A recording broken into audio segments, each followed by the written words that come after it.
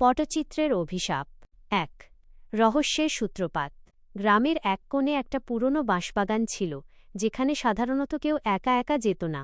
একদিন দুপুরবেলা এক কৌতূহলী ছেলে সেই বাগানের ভেতর ঘুরে বেড়াতে বেড়াতে ঝোপঝাড়ের আড়ালে মাটির নিচে অর্ধেক চাপা পড়ে থাকা একটা পুরনো কাঠের বাক্স দেখতে পেল। কৌতূহল সামলাতে না পেরে সে বাক্সটি টেনে বের করল। তালাটা অনেক পুরনো হওয়ায় একটু চাপ দিতেই ভেঙে গেল। ভেতরে কাপড়ে জড়ানো ছিল একটা প্রাচীন ডায়েরি। ডায়েরিটা খুলতেই ছেলেটি দেখল তার ভেতরে কোনো লেখা নেই, কেবল একটা পাতায় নিখুঁতভাবে আঁকা রয়েছে এক পুরুষ ও এক মহিলার অদ্ভুত দুটি প্রতিকৃতি পটচিত্র। ছবি দুটোর চোখের চাউনি এমন ছিল যেন মনে হয় তারা জীবন্ত এবং ডায়েরির পাতা থেকে সরাসরি তাকিয়ে আছে। ছেলেটি ডায়েরিটা বাড়িতে নিয়ে এসে নিজের পড়ার টেবিলে রেখে দিল। সে জানত না, বাক্সটি খোলার সাথে সাথেই বহু বছর ধরে বন্দি থাকা এক প্রাচীন অভিশাপ উন্মুক্ত বাতাসের সংস্পর্শে এসে সচল হয়ে উঠেছে। ২ অলৌকিক চুরি ও পরিবর্তন এর পরদিন থেকেই গ্রামে এক অদ্ভুত কাণ্ড ঘটতে শুরু করল। প্রতিদিন রাতের অন্ধকারে গ্রামের কোনো না কোনো বাড়ি থেকে একটা একটা করে সোনার গয়না চুরি হতে থাকল। আশ্চর্যের বিষয় হল, চোর কোনো সিন্দুক বা ঘরের দরজা ভাঙত না, শুধু সোনার অলঙ্কারগুলোই গায়েব হয়ে যেত। এদিকে ছেলেটি তার ঘরে বসে লক্ষ্য করল এক চরম অলৌকিক ঘটনা। যতদিন যাচ্ছিল আর গ্রামে সোনার গয়না চুরি হচ্ছিল, ঠিক ততবারই ডায়েরির পাতায় আঁকা সেই পুরুষ ও মহিলার শরীরে আস্তে আস্তে অলঙ্কারের আবির্ভাব ঘটছিল। প্রথমে তাদের গলায় ফুটে উঠল সোনার হার, তারপর হাতে বালা, আঙুলে আংটি। চুরির সাথে সাথে সেই প্রতিকৃতি ছবিগুলোর ওপর হুবহু আসল সোনার গয়নার নিখুঁত ছবি নিজে থেকেই তৈরি হতে থাকল। ছেলেটি বুঝতে পারল, গ্রামের এই রহস্যময় চুরির সাথে তার খুঁজে পাওয়া ডায়েরিটার গভীর কোনো সম্পর্ক রয়েছে। ৩ শ্মশানের সন্ন্যাসী ভয়ে এবং আতঙ্কে ছেলেটি আর স্থির থাকতে পারল না। সে এই রহস্যের সমাধান খুঁজতে গ্রামের শেষ প্রান্তে শ্মশানের এক কোণে থাকা এক ধ্যানমগ্ন সন্ন্যাসীর কাছে ছুটে গেল। ধুনির স্তিমিত আলোয় সেই সিদ্ধ পুরুষ চোখ মেললেন। তাঁর চোখে কোনো বিস্ময় ছিল না, যেন এই অশুভ শক্তির আগমন তিনি আগেই টের পেয়েছিলেন। ছেলেটির মুখে সব শুনে সন্ন্যাসী দীর্ঘশ্বাস ফেলে বললেন, তারা চিহ্ন তুই ঠিকই দেখেছিস বাবা, ওগুলো সাধারণ কোনো ছবি নয়। বহু বছর আগে এক অতৃপ্ত লোভ আর জঘন্য অপরাধের কারণে কিছু প্রেতাত্মা ওই পটচিত্রে বন্দী হয়েছিল। এতদিন বাক্সবন্দী থাকায় তারা নিষ্ক্রিয় ছিল, কিন্তু তোদের কারণে যেই তারা উন্মুক্ত বাতাস আর আলোর সংস্পর্শে এসেছে, অমনি সেই প্রাচীন অভিশাপ জেগে উঠেছে। সন্ন্যাসী আরও গম্ভীর গলায় বললেন, তারা চিহ্ন ওই প্রেতাত্মাদের লোভ আজও মেটেনি।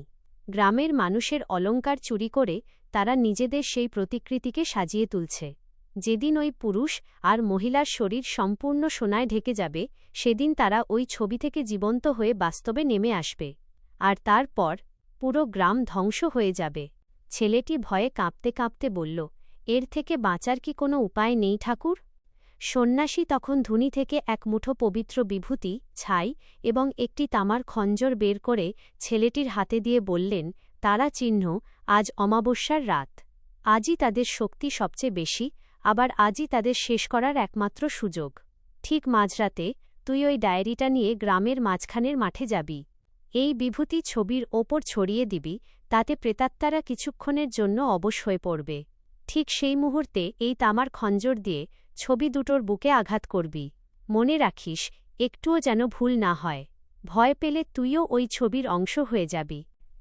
৪ অভিশাপ মুক্তি মাঝরাতের অন্ধকার তখন যেন আরও ঘনীভূত হয়েছে।